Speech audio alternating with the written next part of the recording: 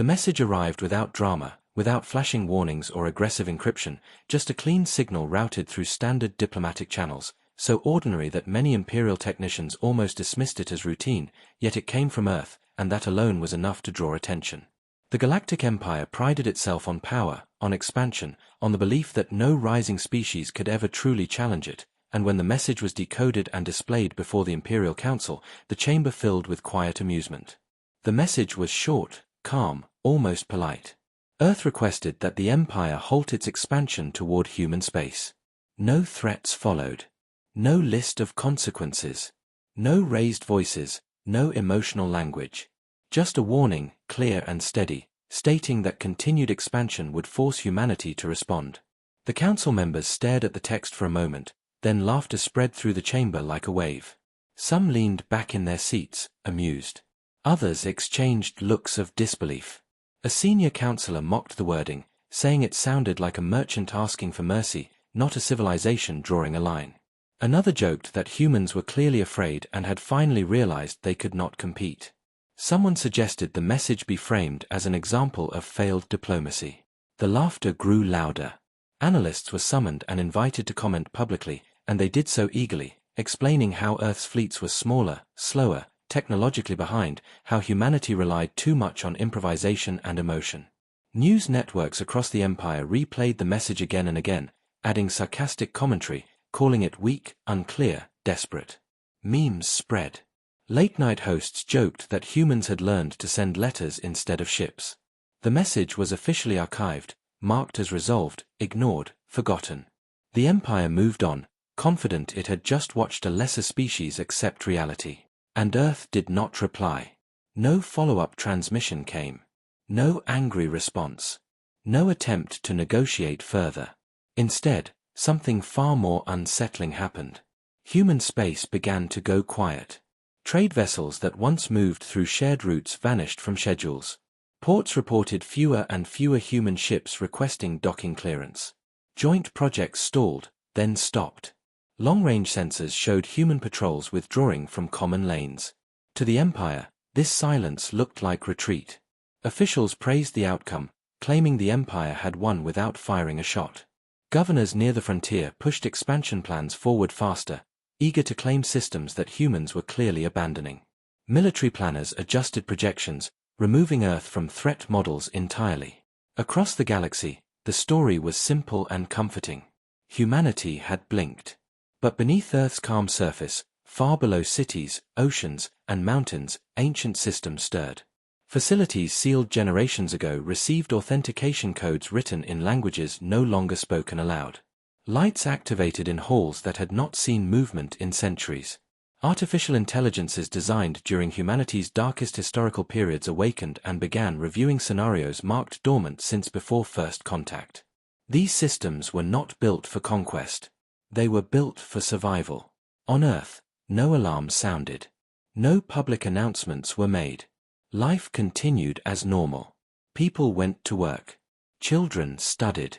Streets remained busy. Humanity had learned long ago that panic was useless. In secure chambers hidden from the public eye, human leaders gathered quietly, reviewing data streams flowing in from deep space observation networks the Empire did not know existed. The single message sent to the Empire replayed on one screen, not as a failure, but as confirmation. Humans had never expected the Empire to listen. The message had never been about persuasion. It was about record. Proof that Earth had spoken first. Proof that humanity had chosen warning before action. Outside Earth's immediate space, human assets repositioned silently. Stations thought abandoned adjusted their orbits. Shipyards hidden in gravitational shadows powered up with precise efficiency. Fleets that had never appeared on any public sensor drifted into calculated positions far beyond Imperial detection. This was not a rush. This was a process refined over centuries.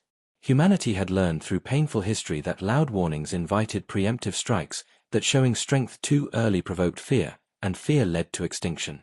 So humans learned patience. They learned to prepare quietly while others laughed.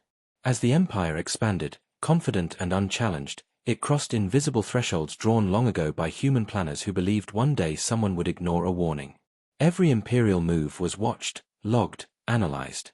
No response was sent, because no response was needed. The Empire mistook silence for surrender because it had never experienced a species that treated silence as strategy. The analysts who mocked Earth on public channels never noticed small changes rippling through trade networks, never connected delays and shortages to the absence of human logistics. They never questioned why systems once stabilized by Terran navigation suddenly felt unreliable. To them, humans were irrelevant now. That belief spread fast, and belief shaped behavior. Imperial fleets pushed closer to human borders. Governors issued bold statements. The idea that Earth's message might have meant something real was dismissed as paranoia. And all the while, Earth remained quiet, not because it was afraid, but because it was finished talking. Deep inside one of humanity's oldest command facilities, a single status line changed from standby to active. The protocol name was simple, almost gentle in its wording, but heavy with meaning. It did not promise destruction. It promised consequence. Humanity had sent one message. It had been laughed at, archived, ignored. That was all the confirmation Earth needed. The galaxy believed it had witnessed weakness. In truth, it had just watched humanity close the door on diplomacy. After the message was archived and forgotten, the Empire did what it had always done when it believed itself unchallenged. It moved forward faster. Expansion fleets were approved without debate. Frontier governors competed with each other, racing to plant imperial banners on new systems before their rivals could. Military parades were broadcast across imperial space, showing endless lines of ships and confident commanders promising a future where the Empire's borders would never stop growing. In their speeches, Earth was mentioned only as a footnote, an example of a species that had known when to step aside. The idea that humanity's silence could mean anything else was laughed away. Imperial planners marked human regions as low risk and reassigned defensive resources elsewhere. This arrogance felt natural to them. It had worked for centuries. And still, Earth said nothing. That silence began to stretch in strange ways. Trade partners who relied on human shipping noticed gaps that were hard to explain. Cargo arrived late, then not at all. Replacement suppliers charged more and delivered less efficiently. Medical stations quietly reported shortages of specialized equipment that had once come cheaply from Earth. Engineers complained that navigation routes felt less stable, that calculations drifted slightly off expected values. These issues were dismissed by officials as temporary disruptions caused by political change. No one wanted to admit dependence on a species they had just mocked. Meanwhile, imperial fleets crossed deeper into regions once shared with humanity. The stars there looked the same, calm and empty, but something about the quiet felt wrong to the few officers experienced enough to notice. Patrols reported abandoned stations drifting silently, their systems powered down but intact, as if left deliberately. No distress signals. No signs of panic. Just absence. Younger officers joked that humans had run away. Older ones said nothing, feeling a discomfort they could not name. On Earth, command centers remained calm and methodical. Human leaders watched the Empire's advance with steady eyes, not anger. Every imperial order, every fleet movement, every public speech was logged and compared against long-prepared models. This was not chaos. It was confirmation unfolding exactly as predicted. The warning message had never been meant to stop the Empire. It had been meant to reveal it. Humanity had learned long ago that power revealed itself when it believed no one was watching. As imperial ships pushed closer, subtle changes began to appear. Communication delays stretched just enough to cause irritation. Navigation updates arrived incomplete. Systems still reported normal function, but crews worked harder to maintain alignment. Engineers blamed imperial software, faulty updates, poor calibration. They did not consider the possibility that space itself was being shaped around them. Human observation arrays hidden far beyond imperial detection tracked everything in perfect silence. Data flowed back to Earth through channels the Empire did not know existed, channels built during a time when humanity assumed one day it might stand alone against the universe. On Earth, there were no emergency broadcasts, no dramatic speeches. Citizens lived their lives unaware that the galaxy had begun to lean toward a breaking point. Beneath oceans and mountains, ancient systems adjusted parameters quietly.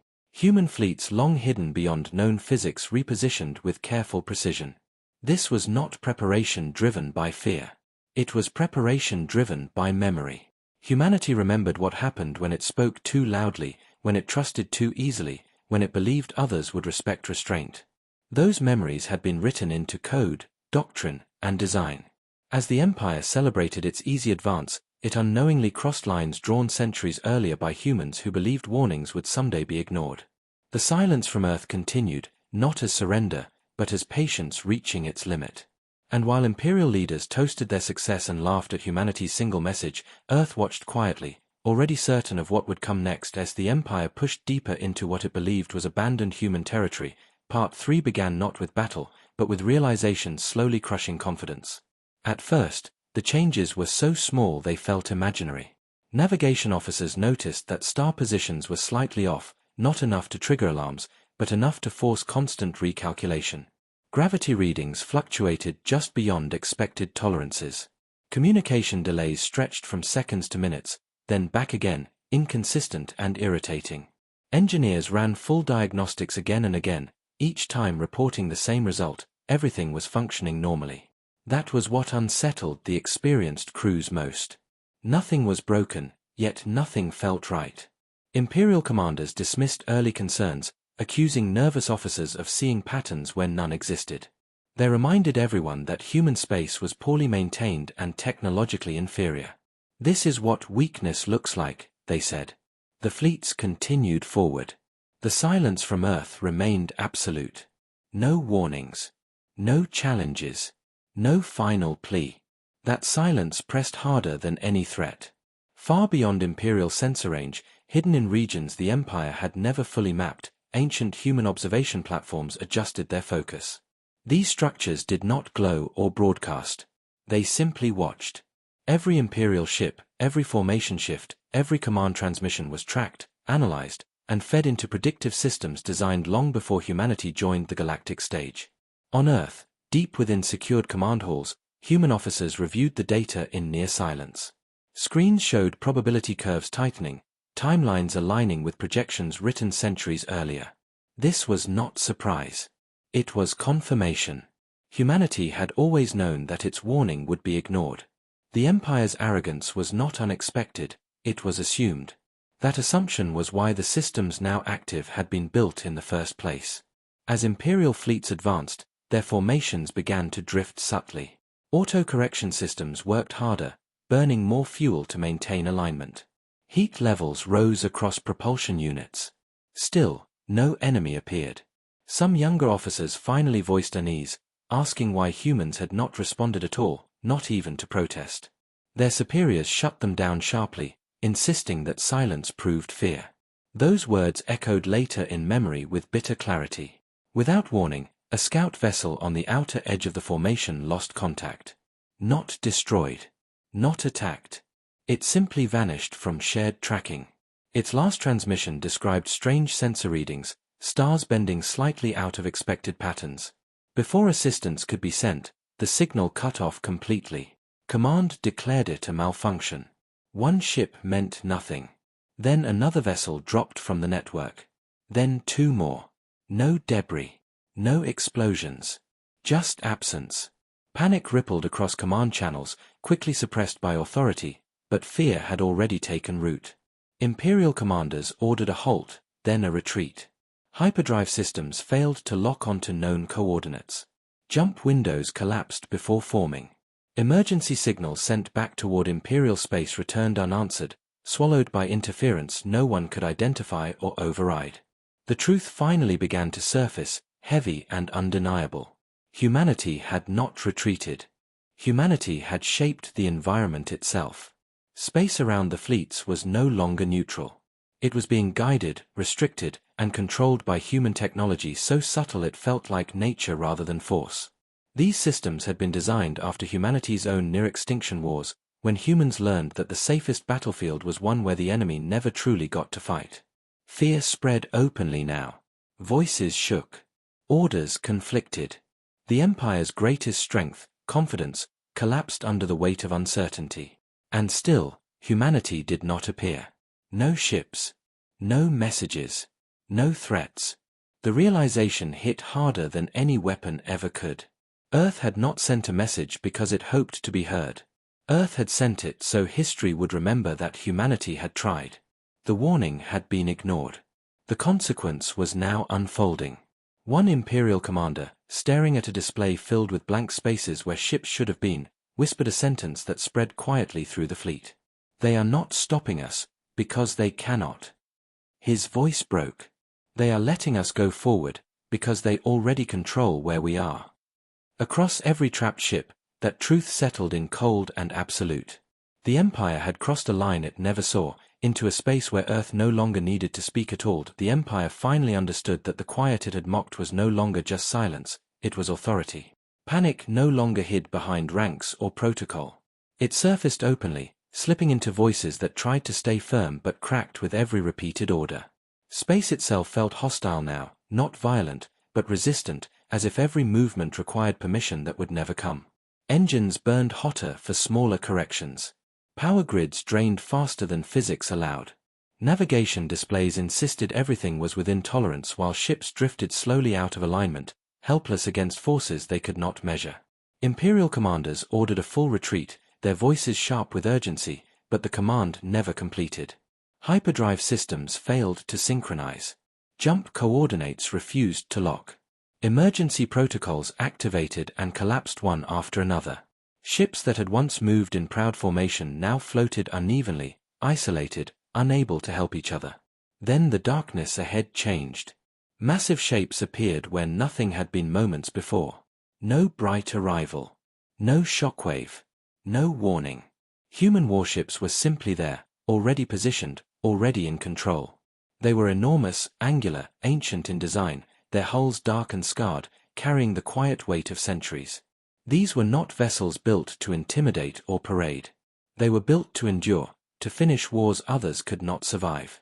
Imperial sensors struggled to classify them. Threat scales failed. Targeting systems hesitated, unable to define what they were seeing. Some captains ordered weapons powered up in desperation. The systems responded, and shut down instantly. Not damaged. Not jammed. Overridden. Commands flowed through layers of code that should have been secure, systems that had trusted shared standards and cooperative upgrades for decades. Humanity was not breaking in. Humanity had always been inside. That realization shattered what remained of Imperial confidence. Some officers shouted orders no one could execute.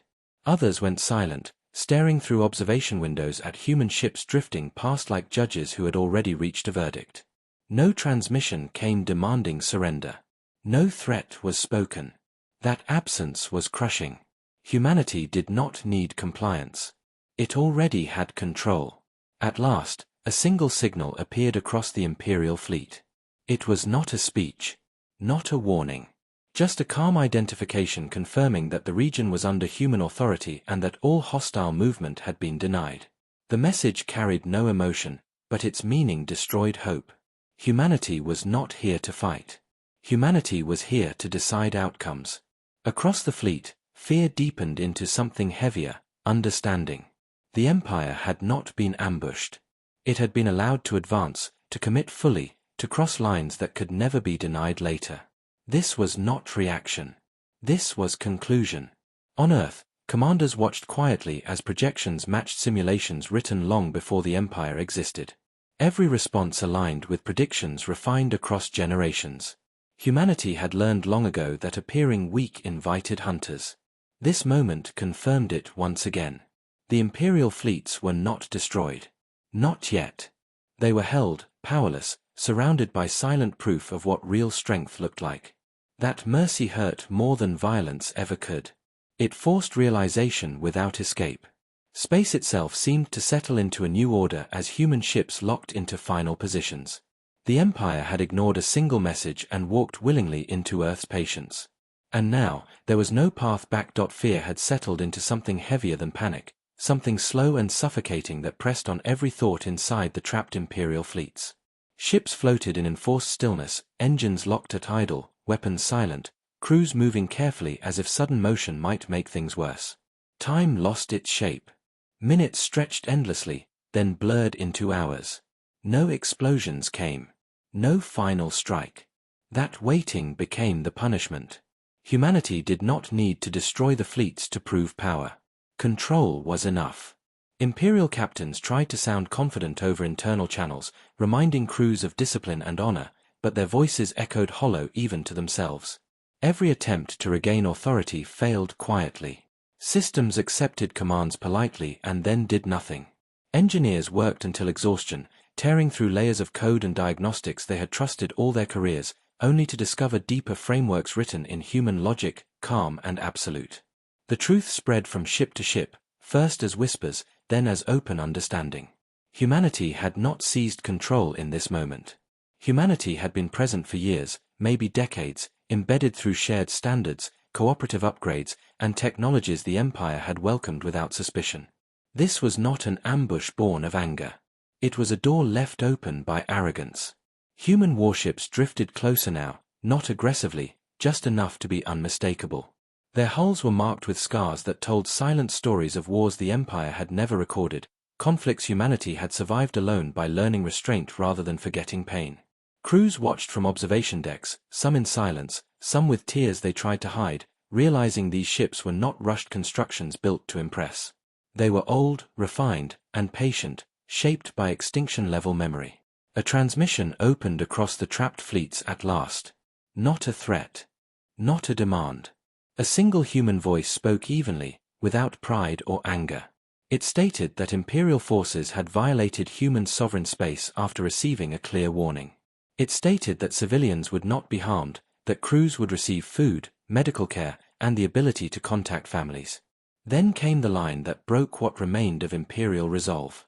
Responsibility would rest entirely with leadership. The channel closed. That mercy was unbearable. There was no cruelty to cling to, no monster to hate. Humanity was not acting like a conqueror. It was acting like a judge who had already reached a decision. Across the galaxy, fragments of information began slipping through channels humanity allowed to remain open. Fleets missing. Commands unanswered. Systems inaccessible. Panic erupted among Imperial elites. Emergency councils formed overnight, filled with shouting and accusation. Governors blamed admirals. Admirals blamed analysts. Everyone blamed someone else for ignoring the message from Earth. Markets shook. Border worlds hesitated. Faith in Imperial certainty cracked. On Earth, there were no celebrations. No cheering crowds. Human commanders stood in quiet rooms, watching projections of the captured fleets. Some looked tired. Others looked distant, remembering lessons passed down through generations, times when humanity itself had been surrounded, mocked, and nearly erased. That memory guided every order now. No unnecessary suffering. No spectacle. No destruction beyond what was required. Earth's vengeance was not rage unleashed. It was a boundary enforced at last. As the Imperial fleets remained trapped, alive but powerless, the galaxy finally began to understand what that single ignored message had truly meant. Not a plea. Not a bluff. A final courtesy. And the cost of ignoring it was now being paid in silence, accountability, and the slow collapse of a certainty the Empire had believed unbreakable. The Empire was no longer fighting humanity. It was fighting reality. The trapped fleets were only the surface of the disaster now unfolding. Across Imperial space, systems began to fail in ways no enemy fleet could have achieved. Not explosions. Not invasions. Just truth, spreading quietly and relentlessly. Human intelligence did not flood the galaxy with propaganda or threats. It released records. Voting logs. Private communications. Financial transfers. Clear evidence showing how Imperial leaders had ignored Earth's warning, lied to their own citizens, and rushed expansion plans for personal power and profit. The information appeared everywhere at once, impossible to suppress, impossible to deny. Worlds that had trusted the Empire for generations watched their leaders exposed in cold detail. Governors lost control as protests filled streets. Admirals were arrested by their own crews. Entire command chains collapsed overnight. Humanity did not need to attack planets. It let corruption destroy itself. Civilians felt fear, but not from humans. They felt fear from realizing how close they had come to being sacrificed by their own rulers. The Empire tried to respond. Emergency broadcasts promised stability. Council members accused humanity of manipulation. But their words carried no weight anymore. Too much proof existed. Too many lies had been dragged into the light. Trade routes froze as worlds refused imperial authority. Border systems declared neutrality or independence. The Empire's strength, once built on unity and confidence, shattered into fragments. Meanwhile, the trapped fleets remained under silent human watch. Supplies continued to arrive. Medical teams treated the wounded. Families were allowed communication. That mercy cut deeper than any blade. Imperial officers could no longer pretend they were victims. They had crossed a line after receiving a warning. Humans had responded not with hatred, but with consequence. Interrogations were calm conversations, not torture. Human officers listened, asked precise questions, and recorded everything. Lies collapsed quickly when no one argued back. Many Imperial commanders broke down, admitting they never believed humans would act this way. They had expected rage or desperation. They had expected monsters. Instead, they found discipline shaped by memory. On Earth, command halls remained quiet. Human leaders watched the Empire fracture with heavy expressions. This was not victory to celebrate. This was a failure of diplomacy they had hoped would never happen. Older commanders reminded younger ones why restraint still mattered now more than ever. If humanity ruled through fear, the cycle would repeat. If humanity ruled through truth, the lesson might last. That belief guided every decision. Earth transmitted again, not just to the Empire, but to the entire galaxy. The message was calm, translated into every known language, stripped of emotion and threat. Humanity explained that it had sent one message because it believed in warning before action. That message had been ignored. Humanity did not seek to destroy the Empire, but it would not allow itself to be surrounded, exploited, or erased. The transmission ended with a simple statement that echoed across worlds now trembling with change. Earth would defend itself decisively, but it would not become what it feared. When the message ended, something remarkable happened. No laughter followed. No mocking analysts appeared. The galaxy listened in complete silence. And in that silence, the truth finally settled. Humanity was not dangerous because it was violent. Humanity was dangerous because it was patient, because it remembered, and because it acted only after giving others every chance to stop.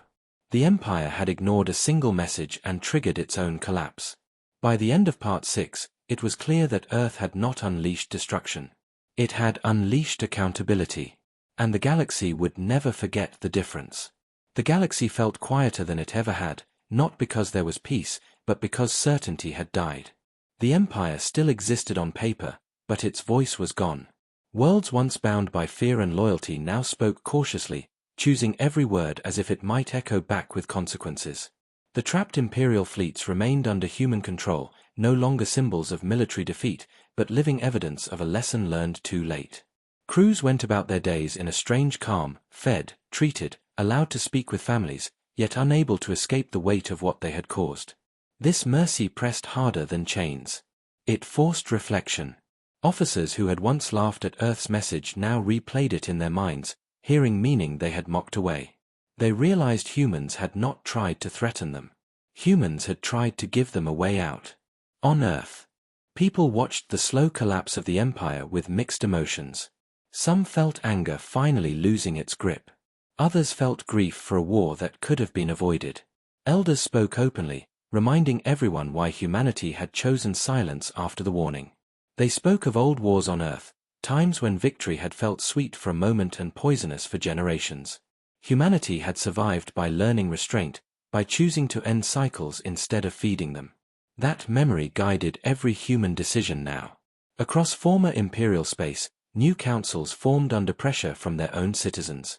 Leaders promised transparency, limits on expansion, and respect for borders. Military academies rewrote doctrine overnight. Cadets studied the single message incident not as a tactical failure, but as a moral one. They learned that ignoring a calm warning could be more dangerous than facing a loud threat. Trade resumed slowly under new rules shaped by human legal frameworks, designed to prevent domination rather than encourage it. Humanity did not demand apologies. It demanded understanding. That demand was harder to meet. Then humanity acted again, not with weapons or speeches, but with release. The trapped fleets were escorted out of human-controlled space in stages. Ships returned intact. Crews returned alive. Command structures were dissolved, not as revenge, but as consequence. The galaxy watched closely, waiting for a hidden strike that never came. That restraint reshaped everything. It proved humanity's actions were not driven by hate, but by responsibility. Among the returning crews, a quiet sentence spread from ship to ship, then back to home worlds, carried by those who had seen the truth up close. Humans are not dangerous because they are violent. Humans are dangerous because they remember. They remember every time they were ignored, every time patience was mistaken for weakness, and they prepare so it never happens twice. By the end of Part 7, the galaxy stood at a crossroads. It could cling to old habits of arrogance and expansion, or it could learn from the species it had almost forced into total war. Humanity did not force that choice. It simply waited, calm and unshaken, confident that the lesson had been learned. And for the first time in galactic history, power was no longer measured by how loudly an empire could speak, but by how carefully it chose to listen. The galaxy had finally slowed down, as if the stars themselves had learned to breathe carefully. The age of reckless expansion was over, not because humanity had conquered anyone, but because it had shown what happened when warnings were ignored. The empire still existed, but it was smaller, quieter, stripped of the certainty that once made it dangerous. Its banners no longer inspired pride or fear, only memory. Worlds that had once raced to follow imperial orders now paused, asking whether obedience was worth the cost. Councils met with fewer voices and longer silences. Decisions were no longer rushed. Every action carried an unspoken question: what would this look like to humanity, not as a threat, but as a mirror? The fleets that returned from human space came back changed forever. Officers who once stood tall now spoke softly. Some resigned the moment they reached home, unable to carry the weight of what they had seen. Others stayed, determined to make sure their worlds never repeated the same mistake. Stories spread quietly across systems, not tales of destruction, but of restraint. Of human ships that could have erased fleets and chose not to. Of commanders who listened instead of shouted. Of a species that did not need to prove strength with fire. On Earth, there were no victory parades, no monuments built to celebrate humiliation or collapse. Life continued as it always had, imperfect and human. But the way people looked at the stars had changed. There was no hunger to dominate them, only a calm certainty that humanity no longer needed permission to exist among them. Parents explained to their children why Earth had sent one message and why it had not sent another until it was forced. They taught that strength did not mean striking first, but surviving long enough to choose restraint when it mattered most. Slowly, the galaxy rebuilt itself around a new rule, one never written into law but respected everywhere. Warnings mattered. Silence had meaning. Borders were no longer lines to be tested, but agreements to be respected. Trade returned under fair terms. Conflicts still happened, but escalation became rare, because someone would always remember the day a single ignored message reshaped everything. Humanity did not become the ruler of the galaxy. It became its standard. A quiet measure of responsibility, patience, and consequence. In distant systems, elders began telling the story of the message Earth sent, the laughter that followed, and the silence that came next. They told it not to scare children, but to teach them. They said humanity was not dangerous because it sought war. Humanity was dangerous because it prepared for it and hoped never to use it. And so the story ended not with conquest, but with balance restored. The Empire learned. The galaxy learned. And humanity returned to silence once more, not as a plea, not as a retreat, but as a promise. A promise that it would speak only when necessary, and when it did, the universe would listen.